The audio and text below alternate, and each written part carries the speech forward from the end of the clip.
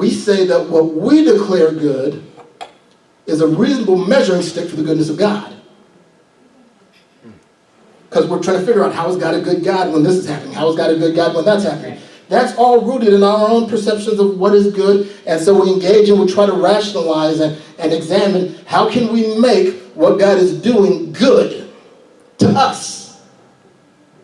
How can we get it to make sense to us? Mm-hmm. Because we've got a standard of goodness. We know what it means to be good. I'm not stupid. I'm an intelligent person. I know what good is. And God, this don't fit the definition of good. How is this loving? How is this kind? How is this compassionate? I know what these words mean. I went to school. I understand this stuff. I'm qualified to make an evaluation on the character of God based on what I know is what things are. Right, right. The problem is that from Genesis until now, God and humanity has had a disagreement about moral judgments. The most clear example of that is found when God is in creation. He makes everything. He makes Adam and Eve. He makes them naked, and he looks at all of it and says, it's very good. Adam and Eve eat of the tree of the knowledge of good and evil. They look at themselves and they experience shame. Their first moral judgment, they eat of the fruit of the tree of the knowledge of good and evil, have the ability to make moral evaluations. And their first judgment is to look at themselves as God created them and feel shame. Mm-hmm. God made them and said, you're good. They looked at themselves and said, no, we're not.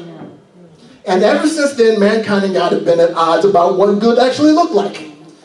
To say nothing of the fact that our notions of good are rooted in cultural developments. For us, good is what makes people happy, what brings joy, what brings pleasure. In the ancient Near East, they had a completely different standard for good. For them, what was good was what worked for order. There was a natural order, and things that worked towards that order were good. Now, hopefully those things would bring human happiness, but that wasn't the point. The point of it was to put things in order, and order was good. So when you see in the Bible it talks about good, a lot of times it's not talking about making people happy or feeling good or any of that stuff. It's talking about putting things in order. But the Bible is not there to tell us what it means to be good. There's different cultural standards, there's different cultural ideas. If you're looking at the Bible to find a definition of good, you're going to miss it, because that's not what it's there for. It's telling us about the good that God is doing. And it is important to recognize that the Bible does not advocate for an Eastern or Western definition of goodness. The Bible was not written to teach the ancient Israelites how to value human happiness instead of order.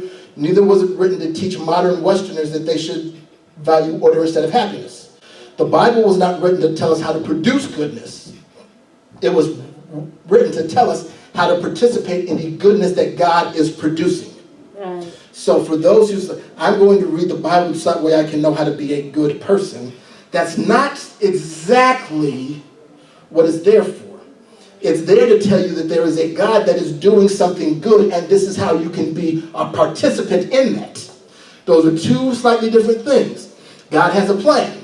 It's a good plan. It may not look like a good plan to human eyes. Sometimes it may not even look like God has a plan to human eyes. It seems random. It seems chaotic. It seems like I'm out of control. It seems like nothing I do is working. God clearly can't have a plan for my life because my life is too messed up. But God has a plan. Not only that, but it is a good plan, but it's not always good by human standards. What God is letting Israel know is that I have a plan, and I've declared it is good. Mm-hmm. My plan is good, even though it's not what you expect. Even though it's not what you were looking for, my plan is good, and the reason it's good is because I said it is. Now, that sounds simplistic, but that is a challenge to all of us, because we all have our notions of what good looks like. Mm-hmm. We all have our notions of what good feels like. We were born into them, we were raised with them, and rather than trying to reevaluate and understand what they are, God says, I have a plan, it's good, you're going to have to take my word for it for now. Yes. Exploring the differences between human standards of goodness and God's evaluation, this is not just philosophical exercise. This is very, very practical, very deep, how do I experience the world around me? Because so long as my ability to perceive goodness is bound by the limitations of my own interests, as long as my good is defined by what is in my interest and what makes me happy, I'm going to be bound, blind, and oblivious to the miracles that God is trying to work in my life.